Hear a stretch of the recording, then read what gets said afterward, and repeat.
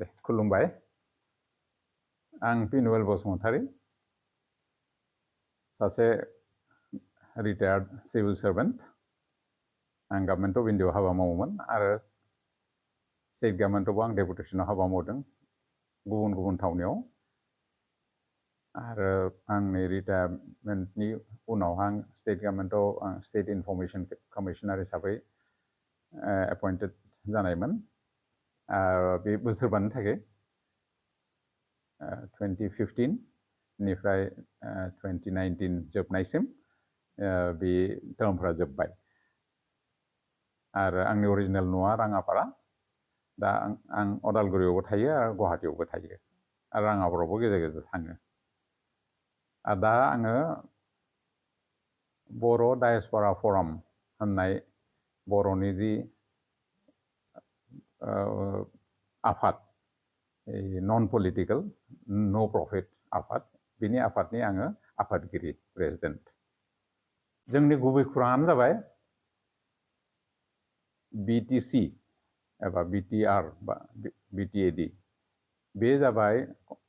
Indian कन्स्टिटिउसननि सिङाव थानाय 6 शेड्युलनि मोनसे गौथुम आरो बेयो ट्राइबेलफोरनि अट'नमि एबा गावखुंथाय दाना होनो थाखाय मोनसे कन्स्टिटिउसनेल प्रोविजन बेयो कन्स्टिटिउसननि मोनसे आयदा बे आयदाखौ जोङो मान होनांगौ आरो जों बेखौ कमप्रमाइज खालामनाङा आरो बेयाव थानाय ट्राइबेलफोरनि थाखाय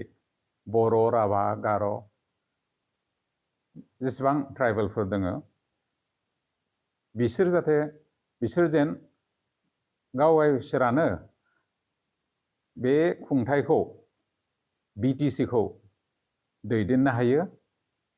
सालायनो हायो आरो बेयाव बिनि पलिसिफोरखौ थांखिफोरखौ बे ट्राइबेलफोरानो जेन डिसाइड खालामनो हायो आरो बाहेरनि गुबुनफोरा बेवहा आखाइ होनो नाङा बेनो गुबै खौरां आरो बेनि थाखायनो जों बुंबाय जे इसिआइनि कमिशननि जे ड्राफ्ट प्रपोजल पाब्लिश खालामनाय जादोंमोन थांनाय दानाव बे दानाव गोरोन्थि दोङो जेरै अदालगुरि कन्स्टिटुएन्सि दायालाबानो बेवहा पार्लियामेन्टारि कन्स्टिटुएन्सि दायालाबानो दरं होननानै मोनसे कन्स्टिटुएन्सि दानो नागिरदों आरो बेयाव बिटिसिनिफ्राय बिटिएडिनिफ्राय एलएसि लेजिस्लेटिभ एसेम्बलि कन्स्टिटुएन्सि लानानै बिटिएडिनि बाहेरनि एलएसिफोरखौ लाफानानै ज'है मोनसे पार्लियामेन्टारि कन्स्टिटुएन्सि दानो नागिरदों आरो बे जागोन जेनेरेल बेखौ जों गनायना लाया होनना जों बुंदों मानो होनबा बे अट'नमास काउन्सिलखौ बेनि अट'नमिखौ बासायना लाखिनो नांगौब्ला आरो बेखौ मान होनो नांगौब्ला जों बिटिएडिनि बाहेरनि कन्स्टिटुएन्सिफोरखौ लाबोफानो हाया लाबोफाबानो कमप्रमाइज जागोन बेनिखाय जों बुंबाय जे क'क्राझार कन्स्टिटुएन्सिखौ जेरैबायदि बिटिएडिनि गेजेरावनो खुंनो थाखाय दानो थाखाय बिसोरो ड्राफ्ट रिपर्टआव होदों बेबायदि अदालगुरिखौबो दानांगौ बे जाबाय सेथि नैथियाव जाबाय बे 6 शेड्युल एरिया बिटिएडिया बेनिखायनो बेयाव थानाय जेसेबां कन्स्टिटुएन्सि पार्लियामेन्टारियानो जाथों एबा लेजिस्लेटिभ एसेम्बलि एलएसियानो जाथों फुरा गासैबो रिजार्भ जानांगौ एसटिफोरनि थाखाय जों बेखौ दाबि खालामदों बेनिखायनो क'क्राझार अदालगुरि मोननै पार्लियामेन्टारि कन्स्टिटुएन्सि आरो जेसेबां 15 एलएसि नि माबा ड्राफ्ट प्रपोजालाव दङ बेखौ रिजार्भ खालामदों बेफोर गासैखौबो रिजार्भ खालामनांगौ बे जाबाय नैथियाव आरो थामथियाव जाबाय बे डिलिमिटेशन प्रसेसखौ स्टार्ट खालामनायनि सिगाङाव थांनाय डिसेम्बरनि जोबनायाव हाखु दाखुयै बिटिएडिनि बाहेरनि ट्राइबेल नङै मानसि सुबुंफोर थानाय गामिफोरखौ सोनानै अदालगुरि डिस्ट्रिक्टआव लाबोनाय जादों आरो बाक्सा डिस्ट्रिक्टआव लाबोनाय जादों। बेखौ जोङो गनायना लाया होनना बुंदों। मानो होनब्ला बे गामिफोरखौ ट्राइबेल गैयै गामिफोरखौ सोनाय लोगो लोगो ट्राइबेलनि अनजिमाया खमिलांबाय आरो बेजोंनो जोंनि राजखान्थियारि गोहोआ खमिलांबाय। जों बेखौ बेनिखाय अबजेक्ट खालामदों। आरो ब्रैथियाव जाबाय आसामाव गोबां कनस्टिटुवेन्सिनि खौरांखौ जों खोनानो मोन्दों जेरावहा ट्राइबेल सुबुंफोरखौ सोखावनानै रानलायनानै लोरबां खालामनाय जादों। आरो बेनि गेजेराव गहपुर कनस्टिटुवेन्सि, गहपुराव गोबां एसटि मानसिफोर सुबुंफोर दङ, बर'फोर, मिसिंफोर, कार्बिफोर ओरैबायदि। दा बिसोरखौ बांसिनखौनो बिनिफ्राय दानख'नानै बिहालियाव सोनाय जादों, बिहालि एलएसियाव। आरो बिहालि एलएसिखौ एससि सिट हिसाब बायदियै रिजार्भ खालामनाय जादों। बेखौ खालामनाय लोगो लोगो जोंनि ट्राइबेलफोरनि, बर', मिसिं एबा कार्बिफोरनि राजखान्थियारि गोहोखौ लोरबां खालामनाय जाबाय। आरो बिहालिनिफ्राय एसटिफ्रा, ट्राइबेलफ्रा जेब्लायबो इलेक्सनाव गाखोनो हानाय नङा, कन्टेस्ट खालामनो हानाय नङा आरो एमएलए जानो हानाय नङा, एसेम्ब्लियावहा थान्दै हरनो हानाय नङा। आरो बिनिखाय जों बुंदों जे बे गोरोन्थि जादों, बेखौ खालामनाङा आरो बे गामिफोरखौ लांफिननानै गहपुराव सोनांगौ। अब्लासो गहपुरावहा ट्राइबेलफोरहा मोनसे खाबु थागोन एलएसियाव थान्दै हरनो थाखाय, एमएलए सायख'नो थाखाय। बेनो जाबाय जोंनि गुबै सुबुरुन एबा साजेसन कमिसननो जों होबाय। कमिसना मोजाङै खोनासंदों जोंनि खौरांफोरखौ।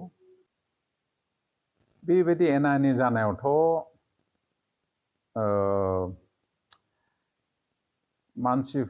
सुबुंफोरनि साननाया बेले बेजे जाथावथाव, बे रोखाखा। कनफिउजन जानो हागौ, मा साननांगौ, बबे नंगौ, बबे नङा, बबे नंखाय, बबे नंगौ, बेखौ थिरां खालामनो सुबुंफोरा आन्दायनो हागौ। बेनिखायनो बेफोरबायदि एना एनिखौ जों खमायलांनो थाखाय नाजाथारनांगौ। आरो मोनफ्रोमबो समाजाव एबा ससाइटियाव बेबायदि एना एनि थाखायो, बर'फोरनि गेजेरावल' नङा, बेखौ जों मानिनांगोन। साननाया जोंहा गुबुन जानो हागौ, नाथाय जोंनि थांखिया मोनसे जानांगौ। बे जाबाय जोंनि हारिखौ जों जौगाहोनो हानाय। दानि सिचुवेसनाव जों बेखौनो नुदों जे बिटिसि जि खुंथाय, 6 शेड्युलनि गेजेराव अट'नमास अर्गेनाइजेसन, अट'नमास एन्टिटि, बे अट'नमास एन्टिटिनि अट'नमिखौ गोबां खहा खालामनाय जादों। जेरै खायफा डिपार्टमेन्टफोरखौ डिसिफोरनि आखायाव होनायाव काउन्सिलनिफ्राय ओंखारलांनाय बायदि जादों, बा डिसिफोरखौ काउन्सिलावहा सेक्रेटारि बायदियै पस्टिं खालामनाय लोगो लोगो बिसोरा आथिं थोंसे स्टेट गभर्नमेन्टआव थाबाय, आथिं थोंसे बिटिसिआव थाबाय। दा सोरनि खौरांखौ बिसोर खोनासंगोन, सोरनि थोननाय बायदि बिसोर हाबाखौ मावगोन। दा खायफा डिसिफ्रा काउन्सिलनि मथे, काउन्सिलनि इन्ट्रेस्टआव मोजांनि थाखाय बिसोर मावनो हागौ, आरो खायफा मावाबो जानो हागौ। आरो मावाब्ला जों माबायदि होबथाबावनो बिसोरनो गोहो होनायनि उनाव? बेखौ जों साननो गोनां मोनसे खौरां। आरो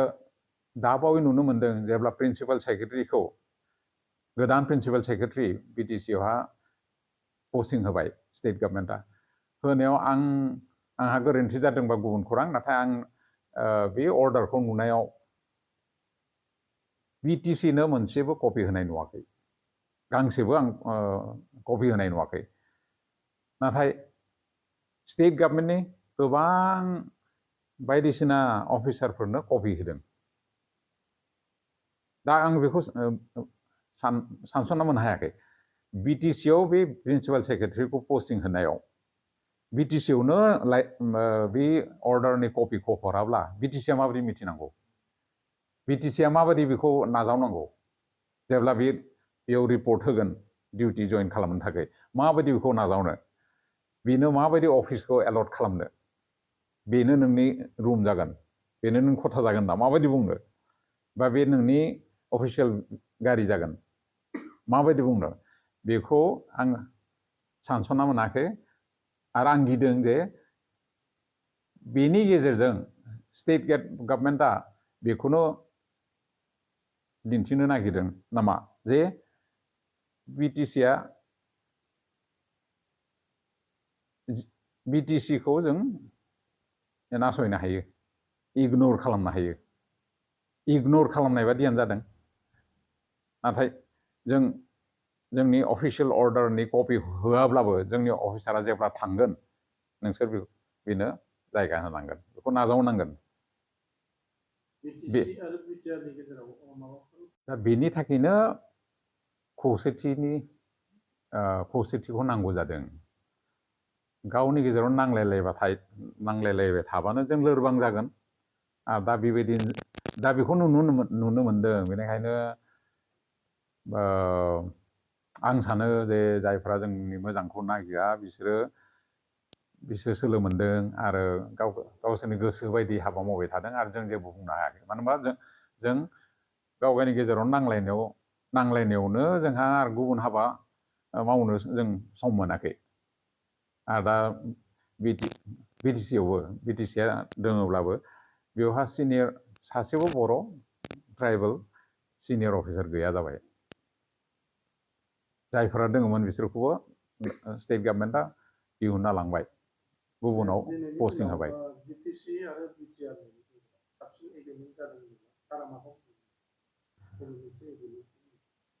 कम्पेरिजन खालामनाया थिग नङा खालामनाया हामनाय नङा मानो होनब्ला खौरांफोरा समजों सोलायलांबाय थायोथ' दा बेबायदि बुंनो थाङोब्ला जाजेननाया 1993 आव जानायमोन आबसुजों जानायमोन आरो बिनि गेजेरजों जों बर'लेण्ड अट'नमास काउन्सिल BAC खौ मोननायमोन नाथाय बियो जाबाय स्टेट एसेम्ब्लिनि मोनसे आयेनमोन एक्ट मथे सेन्ट्रेल नङामोन बियो आरो इन्डियानि कनस्टिटिउसनखौ बेयाव जेबो एमेन्ड खालामनो गोनां जायाखैमोन बेयाव कनस्टिटिउसनेल पजिसन गैयामोन स्टेटास गैयामोन BAC आव बिनि उनाव 2003 आव जेब्ला BTC जाबाय बे कनस्टिटिउसनाव थावनि मोननाय मोनसे अट'नमास एन्टिटि अट'नमास खुंथाय जों मोनबाय बेनिखाय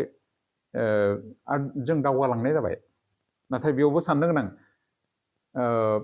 डिटेल्सआ आंहा गोसो गैया नाथाय BAC नि समाव मोननाय खायफा गामिखौ जों खोमाबाय BTC BTAD जानाय समावहा बेफोरखौ जों खोमाबाय बेखौ लाबोफिननाय खौरांमोन नाथाय बे लाबोनाय जायाखै आरो दानि जि थामथि बर' गोरोबथा